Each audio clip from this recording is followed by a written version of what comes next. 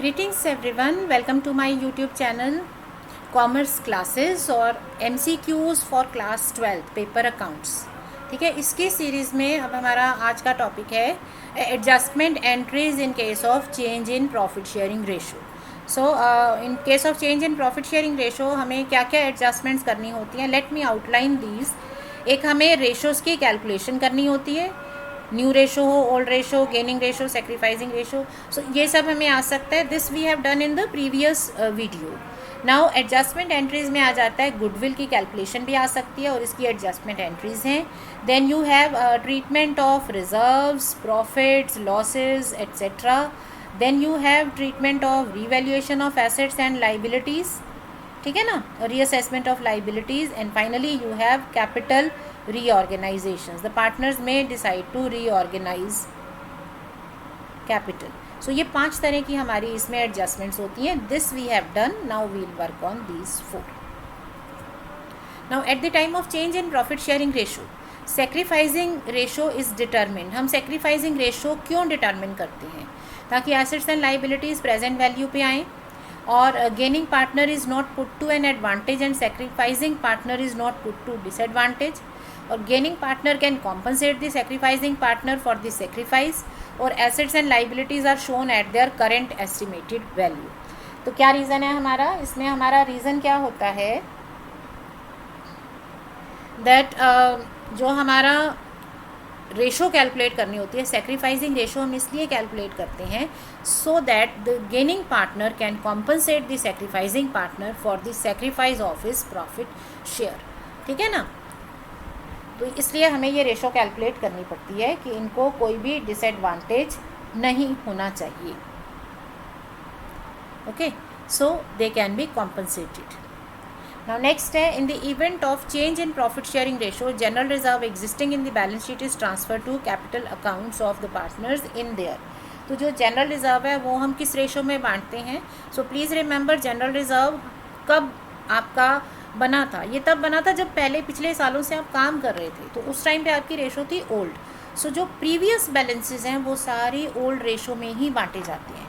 ये old partners को old ratio में ही दिया जाएगा। प्लीज़ रिमेंबर, देखो ये जो एक टाइमलाइन चल रही है ना, इस टाइमलाइन में आपने इस पर्टिकुलर डेट को सोचा कि मैं अब जी चेंज कर रहा हूँ प्रॉफिट शेयरिंग रेशो में, इसके आगे मेरी न्यू रेशो चलेगी, इससे पहले ओल्ड रेशो चलेगी। तो पिछला जो कुछ भी है, चाहे वो प्रॉफिट्स हैं चाहे वो लॉसेस हैं, ये सारे ओल्ड रेशो में ही जाएंगे क्योंकि ये तभी के अर्नड है। आगे से जो कुछ होगा वो सब न्यू रेशो में जाएगा। और आगे जब आप एडमिशन रिटायरमेंट देखेंगे तो भी आप याद रखेंगे कि पीछे वाली सारी चीज़ें ओल्ड पार्टनर ओल्ड रेशो, आगे सब कुछ न्यू पार्टनर न्यू रेशो में जाएगा। Okay, XYZ are partners sharing profits and losses equally. They decide to share profits in future in this ratio 3:2:1. Now workman compensation reserve is appearing in the balance sheet and no information is available. अब workman compensation reserve एक special reserve है which we make for compensating workmen in case of any kind of accident हो जाता है, claim कुछ होते हैं तो उनको compensate करने के लिए बनाते हैं। तो इसके अगेंस्ट अगर कोई लाइबिलिटी नहीं है, कोई बैलेंस शीट में हमें कोई इन्फॉर्मेशन नहीं है, इट मीन्स कि इसके अगेंस्ट कोई क्लेम नहीं है, तो इसको हम एज अ प्रॉफिट मान के इसको डिस्ट्रीब्यूट कर देते हैं in the old profit sharing ratio. ये प्रॉफिट का हिस्सा है। अभी मैंने बताया ओल्ड रेशो में पुरानी सारी चीज़ें ओल्ड रेशो में बटेंगी। बट हाँ, अगर इसके अगेंस्ट मान लो कोई क्लेम होता, सपोज़ इसके अगेंस्ट कुछ क्लेम है, मान लो आपका रिजर्व है 50,000 का, आपका क्लेम है 20 का, तो 20 का तो क्लेम है वो तो पार्टनर्स को देना पड़ेगा जिस भी पर्सन का क्लेम है, तो 20 का क्लेम दे दोगे, बाकी जो 30 बचेगा वो पार्टनर्स आपस में बांटेंगे। जिस भी रिज़र्व को हम किसी लाइबिलिटी के लिए और किसी लॉस के लिए बनाते हैं तो इस रिज़र्व में से पहले हमें ये लाइबिलिटी या लॉस मैच करना होता है, जो बचता है वो हम पार्टनर्स में बांटते हैं। ठीक है ना, तो अब जैसे अगर 20 का क्लेम है, 30 बच गया, 30 बांट दूँ। मान लो आपका क्लेम 20 की बजाय 80 का होता, तो अब तो क्लेम ज़्यादा है तो कुछ भी नहीं बचेगा इसमें जब कुछ नहीं बचेगा तो कुछ नहीं बटेगा, तो ये सारा का सारा क्लेम में कन्वर्ट हो जाएगा, लाइबिलिटी में कन्वर्ट हो जाएगा। रादर आपकी 30,000 की एक्स्ट्रा लाइबिलिटी बच गई, ये और असेसमेंट हो गई है, ये कहाँ जाएगा? रीवैल्यूएशन अकाउंट में। If you want to understand these concepts in detail तो आप मेरे क्लास 12th की पूरी सीरीज़ देख सकते हैं। अभी मैं सिर्फ बेसिक चीज़ें यहाँ पर आपके साथ डिस्कस कर रही हूँ, ठीक है। नेक्स्ट है ABC are partner sharing profits and losses in this ratio 7:3:2। They decide to share profits in 8:4:3। तो गुडविल की एडजस्टमेंट एंट्री क्या होगी? अब गुडविल की एडजस्टमेंट एंट्री में हमेशा याद रखो, जो गेनिंग पार्टनर है, gaining partners proportionate amount sacrificing partner को देते हैं। जब भी हम एडजस्टिंग एंट्री करते हैं तो गेनिंग पार्टनर को कॉम्पनसेट करना पड़ता है सेक्रीफाइजिंग पार्टनर को। तो गेनिंग पार्टनर दे रहा होता है, उसे डेबिट करते हैं, सेक्रीफाइजिंग पार्टनर को अमाउंट मिलते हैं, उसे क्रेडिट करते हैं। लेकिन ये गेन और सेक्रीफाइस के अकॉर्डिंगली होगा, तो पहले हमें गेन और सेक्रीफाइस कैलकुलेट करना होगा, ठीक है। तो A, B और C 7:3:2 ये हो गई ओल्ड रेशो। न्यू रेशो हो गई 8:4:3, ठीक है, ये हो गया। तो अब गेन और सेक्रीफाइस क्या होगा? तो पहले सेक्रीफाइस के अकॉर्डिंगली अगर मैं A के लिए चेक करूं, 7/12 माइनस 8/15,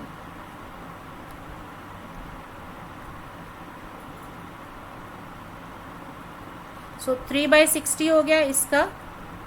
A का 3/60 क्या आ गया? प्लस में आंसर है ना, तो ये हो गया इसका सेक्रीफाइस। B का स्टेटस क्या होगा? 3/12 माइनस 4/15, ये नेगेटिव में आ रहा है, इसका मतलब ये गेन कर रहा है, ठीक है। सो B का आ गया गेन कितना? 1/60। और C का अमाउंट क्या आएगा? 2/12 एंड 3/15,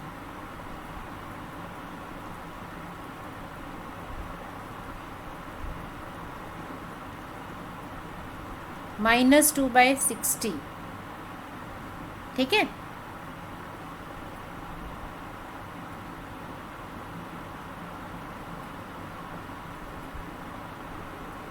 तो ये भी नेगेटिव में आ रहा है, इसका मतलब ये भी गेन कर रहा है, तो ये गेन कर रहा है ना। तो गेनिंग पार्टनर हो गए B और C, और सेक्रीफाइस कर रहा है A। ये सेक्रीफाइस करेगा, तो B और C क्योंकि गेन कर रहे हैं, तो B और C को अपने कैपिटल अकाउंट में से प्रोपोर्शनेट अमाउंट A को देना पड़ेगा टू A। अब कितना देंगे, कैसे देते हैं हम? क्योंकि गुडविल कितनी है? 1,80,000 फर्म की गुडविल है। सो B का कितना यहाँ पर गेन हो रहा है? B कर रहा है 1/60 गेन, है ना, 1/60। सो 1,80,000 का 1/60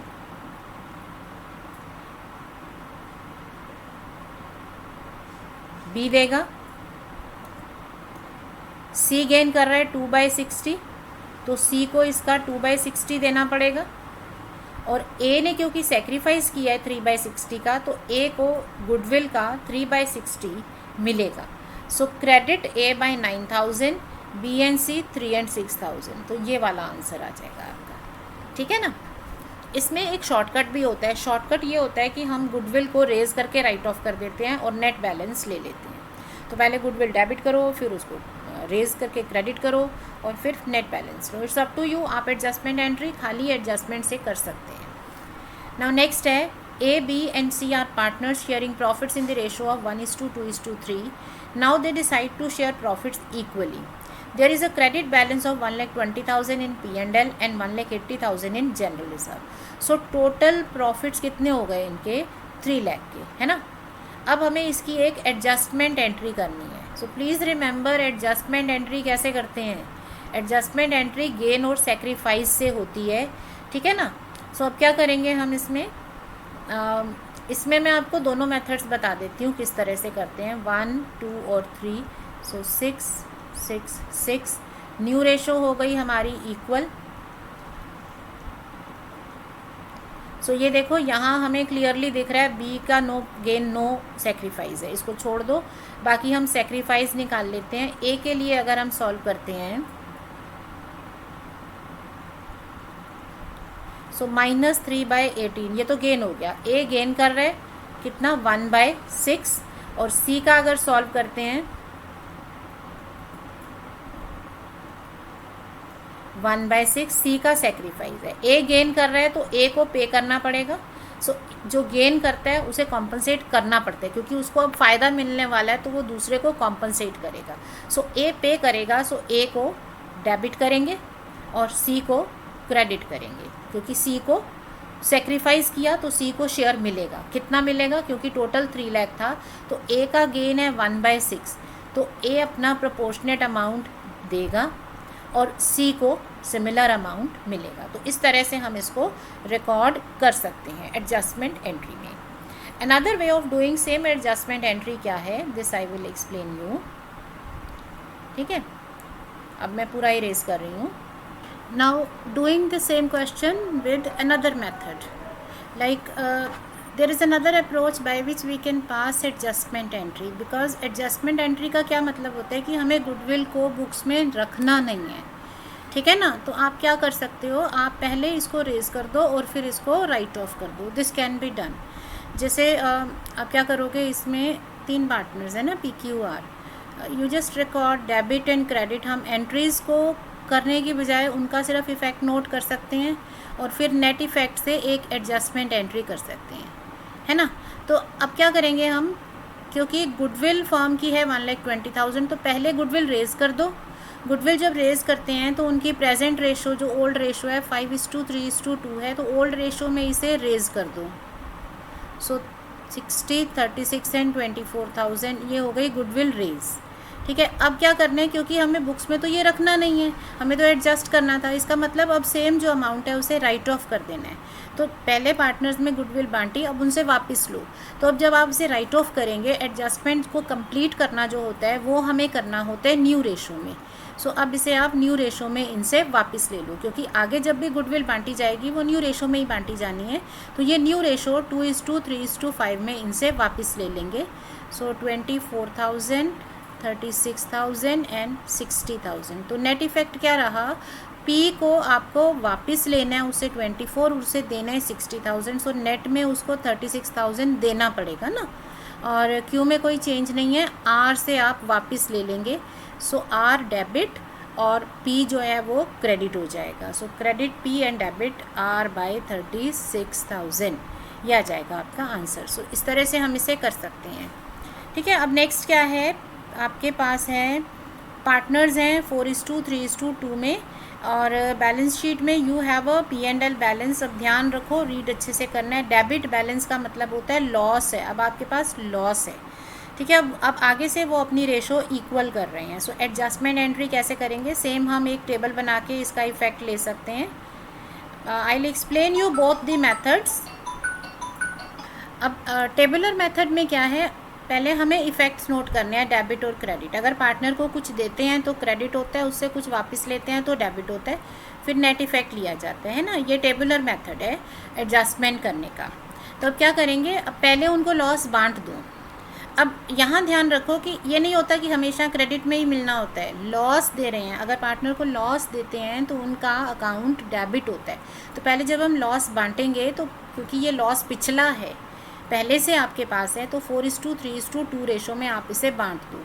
सो 4/9, 3/9, 2/9, ठीक है ना, 40,000, 30,000, 20,000।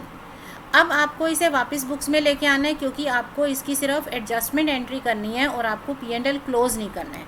तो अब आप लॉस को वापस बुक्स में लेके आओ। तो जो लॉस आपने उनको बांटा था ना, ये उनसे वापस ले लो। लेकिन जो हम वापस लेते हैं, जो एडजस्टमेंट करते हैं, ये हम न्यू रेशो में करते हैं। इसका रीज़न क्या है कि जब ये लॉस बुक्स में आ जाएगा तो आगे जब भी ये लॉस पार्टनर्स को बंटेगा तो वो न्यू रेशो में बंटेगा। तो इसलिए जब इसकी आपको कैंसिलेशन की एंट्री करनी है तो वो न्यू रेशो में करनी है। अब नेट इफ़ेक्ट क्या रहा, एक्स को 10,000 देना पड़ेगा। ठीक है, वाई का कोई चेंज नहीं है, और जेड को 10,000 मिलेगा क्रेडिट। तो जेड को क्रेडिट कर दो, एक्स को डेबिट कर दो। So X debit by 10,000, Z credit, ये आंसर है इसका। अब इसको अगर आप रेशो से करते हो 4/3 और न्यू रेशो है इक्वल, ठीक है ना। तो सेक्रीफाइसिंग रेशो कैलकुलेट करते हुए क्या होगा, वाई में कोई चेंज नहीं है, 1/3 एंड 1/3 है। अगर इसमें हम कैलकुलेशन करते हैं जेड के लिए, तो 2 - 3/9, तो एक्चुअली क्या हो रहा है, ये गेनिंग है, जेड गेन कर रहा है, तो एक्स का ऑटोमेटिकली क्या होगा, एक्स सेक्रीफाइस कर रहा होगा, ठीक है, 1/9। तो एक्स ने सेक्रीफाइस किया 1/9, जेड ने गेन किया। अब हम अगर क्वेश्चंस करते हैं और डायरेक्ट जो हमारा रूल है कि सेक्रीफाइसिंग पार्टनर को कॉम्पनसेट करना है, गेनिंग को मिलना है, तो गेनिंग पार्टनर जो है वो उसको देगा, गेनिंग पार्टनर पे करता है, उसको डेबिट करते हैं, सेक्रीफाइसिंग पार्टनर को कॉम्पनसेट किया जाता है, तो उसे चीज़ें मिलती हैं, है ना। नॉर्मली तो यही होता है, लेकिन अब इस क्वेश्चन में क्या है, लॉस है। तो अगर आप सेक्रीफाइस कर रहे हो, आप सेक्रीफाइस लॉस का कर रहे हो। अब आप ऐसा सोच सकते हो कि मैं लॉस सेक्रीफाइस कर देता हूँ, मैं इसमें अब शेयर नहीं लूँगा।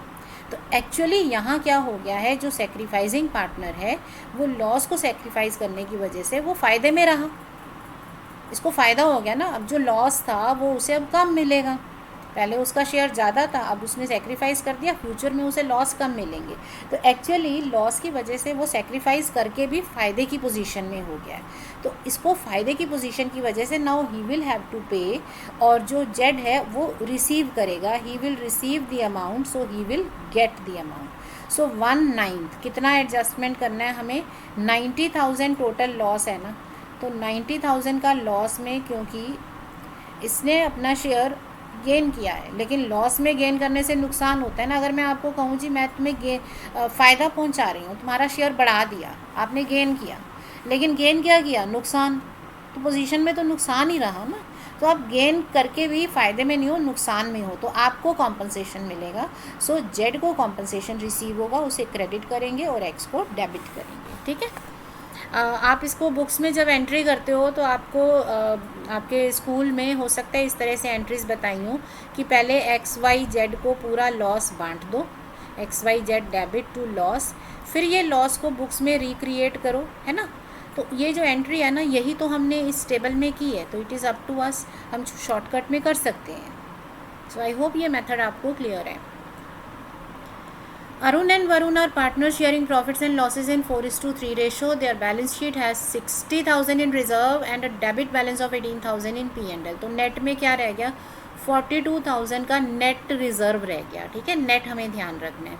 Now they decide to share profits equally, but instead of closing the accounts, they want to pass adjustment entry. तो अब एडजस्टमेंट एंट्री करनी है, सो क्या करेंगे हम, या तो हम टेबल बना लेंगे Arun and Varun, debit and credit. तो पहले इनको ये नेट प्रॉफिट बांटो, जब हम इन्हें प्रॉफिट देंगे तो इनको फ़ायदा होगा, तो क्रेडिट साइड में मिलेगा, ठीक है ना। अगर हमें प्रॉफिट मिलते हैं, हमारी कैपिटल बढ़ती है, तो किस में, पुराने प्रॉफिट है, पुरानी रेशो में बांटेंगे, ठीक है। अब इसकी एडजस्टमेंट करो, तो अब ये आपको रिक्रिएट करना है, क्योंकि अगर हम ये बांट देंगे ये तो अकाउंट क्लोज हो जाएगा, हमें क्लोज नहीं करना है, इसे वापस बुक्स में लेके आओ। तो जो आपने प्रॉफिट बांटा था अब उनसे वापस ले लो, लेकिन वापस लेते हैं हम न्यू रेशो में, सो न्यू रेशो में वापस लेंगे। सो नेट इफेक्ट क्या रहा, अरुण को 3,000 का क्रेडिट मिलेगा और वरुण को 3,000 पे करना पड़ेगा। So Arun credit and debit Varun by 3,000, ये अमाउंट आ जाएगा। सेम चीज़ अगर आप सेक्रीफाइसिंग और गेनिंग रेशो से करोगे, सेम रिजल्ट आएंगे, ठीक है। अब नेक्स्ट क्वेश्चन मैं आपको सेक्रीफाइसिंग और गेनिंग रेशो से सॉल्व करके बता दूंगी, ताकि दोनों मेथड आपको, जो आपको इसमें समझ में आए, जो आपको बेटर लगे, इजी लगे, वो कर लो, ठीक है। अब ABC है, ओल्ड रेशो है 3:4:1, 8 हो गया ना टोटल। न्यू रेशो है, they have decided to share profits equally, so 1/3 1/3 1/3। अब गेन और सेक्रीफाइस देखते हैं, तो सेक्रीफाइस के हिसाब से कैलकुलेट करते हैं, ठीक है। तो A सेक्रीफाइस कर रहे हैं, B का क्या सीन है, B भी सेक्रीफाइस कर रहे हैं। तो अगर ये दोनों सेक्रीफाइस कर रहे हैं तो automatically C should be gaining, और कितना गेन करेगा, ये इन दोनों ने दिया है, तो उसको मिलेगा कितना, आप कैलकुलेट करो, वही ओल्ड माइनस न्यू, तो माइनस में आ गया ना, तो माइनस का मतलब सेक्रीफाइस नहीं हुआ, ये गेन कर गया। अब ये गेन कर गया 5/24 और ये सेक्रीफाइस कर रहा है 1/24 4/24, क्योंकि टोटल अमाउंट कितना है हमारा 60 + 36 96,000, ठीक है। तो जो गेनिंग पार्टनर है उसको कॉम्पनसेट करना पड़ता है, तो ये पे करेगा। सो C विल पे, अगर C को पे करना है तो उसे डेबिट करना पड़ेगा, C को डेबिट करेंगे 20,000 से। अब ये किन किन को देगा, ये पे करेगा ए और बी को। तो ए और बी कैसे लेंगे, या तो 1/24 4/24 लो। तो ये तो टोटल में ये जो रेशो है ना, ये तो अमाउंट्स प्रोपोर्शंस टोटल के थे, तो ये टोटल में 1/24 और 4/24 96,000 का लेंगे, या इसकी रेशो हो गई 1:4। तो ए जो है वो 1/5 और ये बी 4/5 इसमें शेयर करेगा। सो ए को मिलेगा 4,000, बी को मिलेगा 16,000, ठीक है ना। ए क्रेडिट 4,000, बी क्रेडिट 16,000, सी पे करेगा। इसी को आप टेबल में भी सॉल्व कर सकते हो। Now P and Q are partners with the ratio 3:2। They decide to share profits equally. उनकी कैपिटल्स हैं सारी एडजस्टमेंट के बाद 52 and 38,000। They decide to keep capitals in profit sharing ratio. अब ये चाहते हैं इनकी कैपिटल प्रॉफिट शेयरिंग रेशो में रहे, तो इसकी एडजस्टमेंट क्या होगी। तो देखो अब इन्होंने क्या किया है, कैपिटल्स का अमाउंट फिक्स नहीं किया है। इसका मतलब total capital of the firm यही रहने वाली है। तो total capital of the firm कितनी हो गई, 52 एंड 38, 90,000। और अब क्या चाहते हैं कि ये कैपिटल इनकी प्रॉफिट शेयरिंग रेशो में रहे। तो प्रॉफिट शेयरिंग रेशो क्या होगी, बिकॉज ये फ्यूचर की बात हो रही है तो आगे तो इक्वल रेशो है। इसका मतलब पी और क्यू दोनों को 45,000 कैपिटल रखनी है। तो एडजस्ट कैसे करेंगे, अब पी की कैपिटल कितनी है, पी की कैपिटल है 52,000।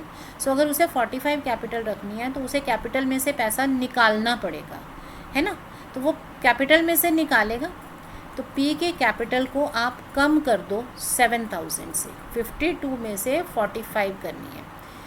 Q का क्या रहेगा, Q की कैपिटल 38 है लेकिन उसे 45 चाहिए, तो Q की जो कैपिटल है वो हमें बढ़ानी पड़ेगी, मतलब अब उसे पैसा लेके आना पड़ेगा। 38 से 45 7,000। अब ये जो एडजस्टमेंट करते हैं इसमें या तो उन्हें पैसे की एडजस्टमेंट करनी होती है, वो पैसा लेके आते हैं या पैसा उनको पे करते हैं मनी, या फिर ये करंट अकाउंट के थ्रू डाल देते हैं। क्योंकि पी के पास पैसा एक्स्ट्रा था, उसके पास 7,000 एक्स्ट्रा कैपिटल है, तो वो उसके करंट अकाउंट में क्रेडिट हो जाएगी। सो डेबिट कर देंगे उसका कैपिटल अकाउंट और क्रेडिट कर देंगे उसका करंट अकाउंट। इसको डेबिट करेंगे ना, कैपिटल में कमी, इसकी कैपिटल बढ़ानी है तो उसे क्रेडिट करेंगे। अब या तो वो पैसा लेके आएगा या उसके करंट अकाउंट में डेबिट हो जाएगा। सो ये सी इसका आंसर है। Debit piece capital account, credit his current account. उसका एक्स्ट्रा पैसा करंट अकाउंट में चला गया तो क्रेडिट बैलेंस हो गया क्योंकि पैसा पड़ा हुआ है। क्यू का क्या होगा, कैपिटल बढ़ानी पड़ी, अब पैसा तो वो लाया नहीं है तो उसके करंट अकाउंट में डेबिट हो गया कि उसके करंट अकाउंट में डेबिट बैलेंस है। जब वो पैसा ले आएगा तो ये बैलेंस कम हो जाएगा, ख़त्म हो जाएगा। ठीक है, तो इस तरह से कैपिटल एडजस्टमेंट कर सकते हैं। नेक्स्ट है assets are revalued, liabilities are reassessed in the at the time of change in PSR। So किस लिए हम इनको रीअसेस करते हैं, assets and liabilities are shown at their present value, या फिर gaining partner is not put to an advantage and sacrificing partner is not put to a disadvantage. या मतलब हमें क्या करना है कि सेक्रीफाइसिंग पार्टनर को कोई डिसएडवांटेज नहीं होना चाहिए और गेनिंग पार्टनर को कोई एक्स्ट्रा एडवांटेज नहीं होना चाहिए, या बोथ ए एंड बी। अब ये देखो एसेट्स एंड लाइबिलिटीज़ को तो हम प्रेजेंट वैल्यू पे शो नहीं करते, ज़रूरी नहीं है ना, आप चेंज भी कर सकते हो, और मार्केट वैल्यू भी ज़रूरी नहीं है, तो ये दोनों तो कट गए, तो ये ऑटोमेटिकली कट गया। तो बेसिकली हमें ये असेसमेंट्स इसीलिए करनी होती हैं कि जो गेनिंग पार्टनर है उसको एक्स्ट्रा एडवांटेज नहीं हो, अगर उसे फ्यूचर में फ़ायदा होने वाला है तो अब वो कॉम्पनसेट करेगा सेक्रीफाइसिंग पार्टनर को। तो सेक्रीफाइसिंग पार्टनर को नुकसान हो रहा है ना, उसने शेयर सेक्रीफाइस कर दिया, अब उसको आगे कम पैसा मिलेगा, तो उसको डिसएडवांटेज नहीं होना चाहिए। तो इसीलिए जो भी डिफरेंसेस हैं, जो भी वैल्यूज़ हैं, वो उनकी आपस में एडजस्ट की जाती हैं। यही रीज़न है ये रीअसेसमेंट और रीवैल्यूएशन का। So B is the correct answer. X and Y share profits and losses in 3:2 ratio and they agree to share profits equally. Goodwill is 90. Adjustment. Please remember adjustment entry कहाँ जा रहा है, तो adjustment में हम क्या करते हैं, मैं टेबल से ही बता रही हूँ इसको, आगे कोई और क्वेश्चन होगा उसको रेशो से भी बता दूँगी।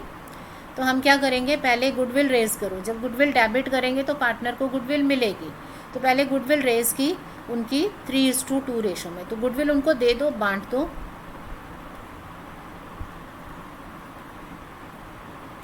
ठीक है ना, सॉरी ये हो गया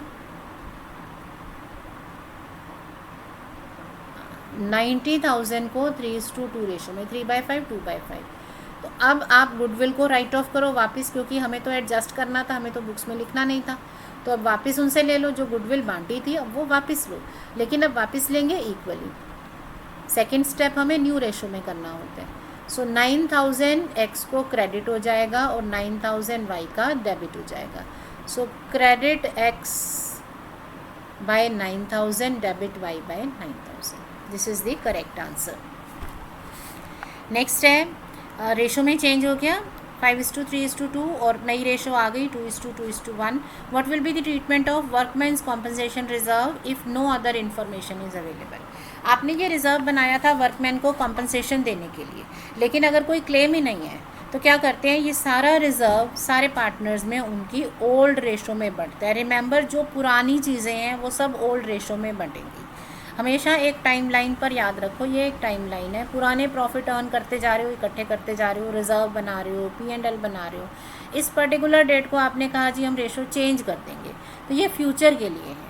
न्यू रेशो आगे आने वाले प्रॉफिट्स के लिए होगी, जो पुराना है उसको ओल्ड रेशो में बांटा जाएगा, ठीक है। तो पीछे ओल्ड रेशो में ये इनकी बंट जाएगा कॉम्पनसेशन रिजर्व। अब अगर कोई क्लेम होता तो क्या करते, क्लेम का अमाउंट पे कर देते, लाइबिलिटी बना देते यहाँ फिर, और जितना बाकी रिजर्व बच गया वो बांटते, फिर बैलेंस बचता। मान लो रिजर्व है 60,000 का, आपके पास क्लेम्स हैं 40,000 के, तो आपके पास एक्स्ट्रा रिजर्व कितने हैं, क्लेम काट के 20,000 का ही रिजर्व बचेगा ना, तो उसी को बांटोगे फिर, क्योंकि बाकी तो लाइबिलिटी है, ठीक है।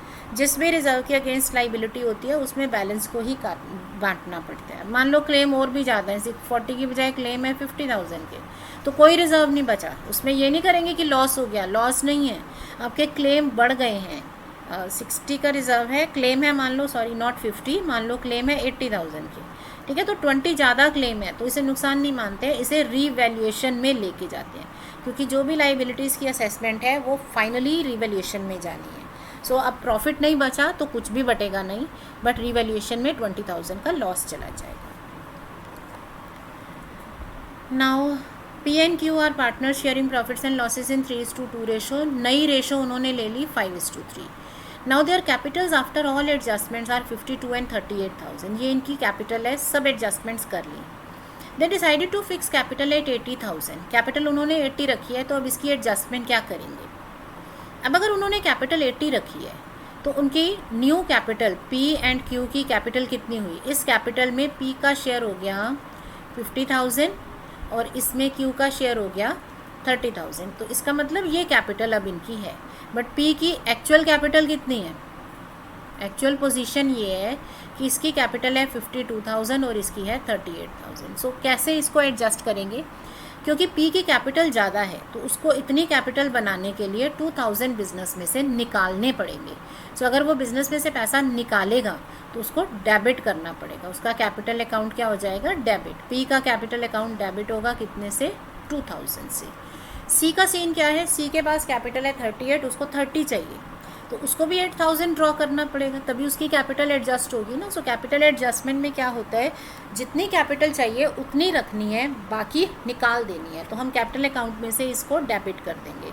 ये अलग बात है कि अगर वो कैश में एडजस्टमेंट कर रहे हैं तो सारा पैसा कैश में क्रेडिट हो जाएगा, मतलब वो निकाल लेंगे, ड्राइंग कर लेंगे, और अगर कैश के थ्रू नहीं है तो इसको करेंट अकाउंट में ट्रांसफ़र करेंगे। So this is your capital adjustment. Next question है, P&Q are partner sharing profits and losses in this ratio. Then from 1st January they decide to change ratio to this. Revaluation results in net profit of 56,000। Okay, जब revaluation होता है तो हमें क्या सोचना पड़ता है कि हमें नई वैल्यूज़ बुक्स में लानी है या एडजस्टमेंट एंट्री करनी है। So let us see how will you record it if they want new values to appear. अगर उन्हें नई वैल्यू लेके आनी है, इसका मतलब ये प्रॉफिट और लॉस बुक्स में रिकॉर्ड हो जाएगा। सो बुक्स में रिकॉर्ड करने के लिए हम क्या करते हैं, ये जो प्रॉफिट है ये पार्टनर्स में बांट देते हैं। सो 56,000 में इसको पार्टनर्स में बांटा जाएगा, किस रेशो में, क्योंकि ये सारी एसेट्स लाइबिलिटीज़ पहले से बुक्स में है तो ये ओल्ड रेशो में बंट जाएगा। That means 3/5 to P and 2/5 to Q। तो 56,000 का 3/5 आप सॉल्व करोगे 33,600 और ये 22,400। सो ये इनको प्रॉफिट बांटा जाएगा। हाँ, अगर आपने बुक्स में वैल्यू चेंज नहीं करनी है तो फिर एडजस्टमेंट एंट्री होगी। यू नो एडजस्टमेंट एंट्री या तो वो गेन और सेक्रीफाइस से पास करते हैं, या फिर हम एडजस्टमेंट एंट्री कैसे करते हैं, टेबल बना के। Okay, next is understanding based question है ये आपका। P and Q are partner sharing profits and losses in this ratio, उनकी नई रेशो दे दी। इन्वेस्टमेंट्स बुक्स में 52,000 पे हैं, उनको रीवैल्यू किया 45 पे, तो क्या पोजीशन है? आपको 7,000 का लॉस हो गया, ठीक है, loss on revaluation. Now how do we adjust it? अगर इसके अगेंस्ट कोई रिजर्व है, कोई फंड है, तो पहले उसे फंड के अगेंस्ट एडजस्ट करेंगे। आपके पास फंड कितने? 4,000, तो ये सारा फंड इस लॉस में निकल गया, ठीक है, तो फंड हमारा पूरा कैंसिल हो गया। अभी भी लॉस बच रहा है, तो ये जो लॉस अभी भी बच रहा है ये कहाँ जाएगा? ये रीवैल्यूएशन अकाउंट में चला जाएगा और वहाँ से फिर ये एडजस्ट होगा आपका पार्टनर्स में, उनकी रेशो में बढ़ेगा, बट एज अ लॉस, ठीक है, उसके थ्रू। सो इसका एक्चुअल ट्रीटमेंट में क्या हो जाएगा? जो आपका फंड है वो कट गया, फंड नहीं बचा, ठीक है, तो फंड बट भी नहीं सकता, कट गया। ये 3,000 का लॉस जो है ये आपका अब चला जाएगा रिवैल्यूएशन अकाउंट में। सो क्या करेंगे अब? Distribute fund in this ratio, ये हो ही नहीं सकता, फंड तो ख़त्म हो गया। Distribute fund in this ratio, sorry fund नहीं है। Distribute fund in this ratio, no fund है ही नहीं, फंड कट गया, तो ये नहीं है पॉसिबिलिटी। सो लॉस को हमने कैंसिल किया, फंड में 4,000 का लॉस कैंसिल हो गया, बाकी का बैलेंस रिवैल्यूएशन में गया, ठीक है, तो रिवैल्यूएशन में लॉस आ गया 3,000 का। तो रिवैल्यूएशन के थ्रू ये लॉस पार्टनर्स में बढ़ेगा, ठीक है ना, और फंड कुछ नहीं है, फंड ख़त्म हो गया है। बट मान लो इसमें लॉस आपका 7,000 नहीं, सपोज लॉस होता सिर्फ 2,000 का, ये रिवैल्यू होती नॉट 45 पे, 50,000 पे, सिर्फ 2 का लॉस होता, तो फंड में से 2 का लॉस कैंसिल कर देते, 2 फंड अभी भी बच रहा है, तो जो फंड बच गया वो पार्टनर्स में बढ़ता, ठीक है। डिटेल में अगर आपको ये एडजस्टमेंट समझनी है, you can check my complete series of class 12। Now question number 18। So we are given P and Q are partners sharing profits and losses in 3:2 ratio, new ratio है 5:3, revaluation resulted in 56,000 of net profit. How will you record it if they do not want new values to appear? अब उनको नई value नहीं चाहिए, तो अगर आपको changes नहीं चाहिए इसका मतलब आपको एक एडजस्टमेंट एंट्री करनी है। तो एडजस्टमेंट एंट्री हम कैसे करते हैं? या तो हम इसको करते हैं गेन और सेक्रीफाइस निकाल के, या हम टेबल बनाते हैं। तो मैं टेबल से पहले इसको बताती हूँ। सो डेबिट और क्रेडिट। सो हमें सबसे पहले क्या करना होगा, क्योंकि हमारे पास प्रॉफिट है तो प्रॉफिट पार्टनर्स में बांट दो, तो पहले उनको बांटो। तो अगर ये 56,000 का प्रॉफिट आप पार्टनर्स में बांटते हो, तो क्योंकि ये एसेट्स पहले से बुक्स में आ रही हैं, तो जो पहले से चीज़ें अवेलेबल हैं उनको ओल्ड रेशो में देना पड़ता है, तो इसको 3:2 रेशो में आपने पार्टनर्स को बांट दिया। सो 33,600 एंड 22,400, ये आ गया 56। लेकिन अगर आप इसे बांट देते हो, इसका मतलब आप नई वैल्यू ले आए, आपने बुक्स में रिकॉर्डिंग की है। सो क्योंकि आपको बुक्स में रिकॉर्डिंग करनी नहीं है, तो अब आप इसको वापस लो, तो जो प्रॉफिट आपने उन्हें बांटा था वो उनसे वापस लेना है। लेकिन जो हम वापस लेते हैं वो हम करते हैं न्यू रेशो में। रीज़न बीइंग, हम अभी तो इनसे ये प्रॉफिट वापस ले लेंगे, लेकिन फ्यूचर के लिए जब भी ये प्रॉफिट वो बुक्स में लेके आएंगे तो वो न्यू रेशो में बटेगा ना, तो इसलिए अभी से उनसे वो न्यू रेशो में ही एडजस्ट करेंगे। सो न्यू रेशो है 5:3, तो अभी से 5:3 रेशो में अगर हम इनसे वापस लेते हैं तो ये हमारा हो जाएगा 35,000, 21,000, ठीक है। सो नेट इफेक्ट क्या रहा? 1,400 पी डेबिट और क्यू में 1,400 credit. So credit Q and debit P, ये हमारा इसका आंसर है। इसको अगर आप गेन और सेक्रीफाइस से करते हो तो पी और क्यू है 3:2, ठीक है, ओल्ड रेशो। न्यू रेशो है 5:3। सो एक जने का हम गेन या सेक्रीफाइस निकाल लेते हैं, दूसरे का ऑटोमेटिकली ऑपोजिट होगा। दो पार्टनर्स में हमारा थोड़ा सा काम आसान हो जाता है, ठीक है ना। 1/40 माइनस में, इट मीन्स पी गेन कर रहा है, ठीक है। तो अगर पी गेन कर रहा है, अगर पी गेनिंग पोजीशन में है, तो इसे कॉम्पनसेट करना पड़ेगा क्यू को। तो पी पे करेगा, पी को डेबिट करेंगे और क्यू को क्रेडिट करेंगे। So P debit and Q credit. कितने से? 1/40। सो क्योंकि 56,000 है तो इसका 1/40, जितना हिस्सा आप गेन करते हो उतने के बदले में ही पेमेंट करोगे ना। सो 1,400। सो 1,400 से पी डेबिट और क्यू क्रेडिट हो जाएगा। यहाँ मैं शॉर्टकट में समझा रही हूँ, बट आप डिटेल में चेक कर सकते हो। अगर आपको थोड़ा सा भी कॉन्सेप्ट और डिटेल में समझना है, you can watch complete videos of these chapters from my class 12 playlist. Now next question is P and Q are partners sharing profits and losses 3:2, new ratio 5:3. Okay, similar है, पहले भी किया है हमने इस तरह का. Investment is appearing in the books has been revalued at 45,000. तो अगर आपने रीवैल्यूएशन किया तो आपको क्या मिला? लॉस. कम हो गई ना वैल्यू. अब इस लॉस के अगेंस्ट आपके पास एक फ़ंड भी है. तो जब हमारे पास इन्वेस्टमेंट का फ़ंड होता है तो लॉस को हमें पहले फ़ंड में कैंसिल करना होता है, क्योंकि फ़ंड आपका ज़्यादा है. तो आपका लॉस फ़ंड में कैंसिल होने के बाद भी फ़ंड का बैलेंस कितना बचेगा? 5,000. तो क्या होगा? नेट रिज़ल्ट क्या रहा? ये लॉस कम्प्लीटली कैंसिल हो गया फ़ंड में, और फ़ंड में बैलेंस बचा 5,000. तो क्योंकि ये आपका प्रॉफिट बच गया, तो ये आप पार्टनर्स में उनकी ओल्ड रेशो में बांटेंगे, क्योंकि ये सब पहले से चले आ रहे फंड्स हैं, तो ओल्ड रेशो में बंट जाएंगे. सो डिस्ट्रीब्यूट 5,000 इन ओल्ड रेशो. सो यही है, cancel loss and distribute the balance. ठीक है ना? Okay, so last question. P and Q are partners sharing profits and losses in 3:2 ratio, and they will share future profits equally. Revaluation resulted in net profit of 80,000. What will be the adjustment entry? Adjustment entry तो वही हम table बनाते हैं. अब क्या करना है हमें, क्योंकि एडजस्टमेंट एंट्री करनी है तो इसमें डबल एंट्री होती है. पहले इनको जो प्रॉफिट लॉस जो भी चीज़ है पहले इनको बांट दो.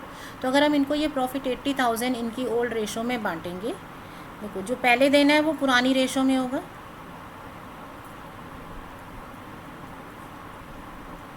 अब आप इतना नहीं छोड़ सकते, क्योंकि बांटने के बाद हमें वापस लेना पड़ता है, बिकॉज आपको सिर्फ एडजस्टमेंट करनी है, बुक्स में एंट्री नहीं करनी है, रिकॉर्डिंग नहीं होनी है नई चेंजेस की. सो ये प्रॉफिट हम सीधे बांट नहीं सकते हैं.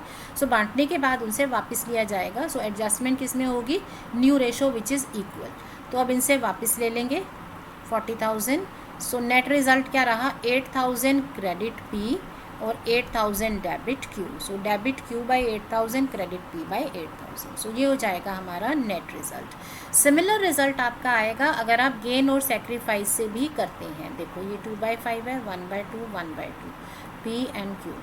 Old ratio, new ratio. तो सेक्रीफाइस कैसे होगा? 3/5 माइनस 1/2.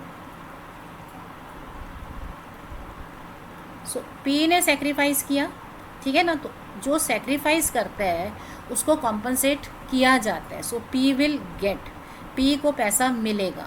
कितना पैसा मिलेगा? 1/10. जो भी अमाउंट है उसका 1/10. तो क्योंकि 80,000 प्रॉफिट था तो उसको 8,000 मिलेगा. ठीक है. इसको आप अपने जो फेयर क्वेश्चंस करते हैं उसमें यू हैव डिफरेंट वेज. हम पहले एसेट्स को रिकॉर्ड करते हैं, फिर उनको कैंसिल करते हैं. तो आप वो टेबल जो है उससे भी कर सकते हो, आप डायरेक्ट इससे भी कर सकते हो. P को मिलेगा तो Q पे कर रहा है, Q पे कर रहा है डेबिट, P को मिल रहा है credit. So this is how we do the adjustment entry. So I hope आपको एडजस्टमेंट के सारे कॉन्सेप्ट्स जो हैं वो क्लियर हैं, और you can go through the details of these concepts through my 12th class complete playlist. So that is it in this change in profit sharing ratio. Thank you.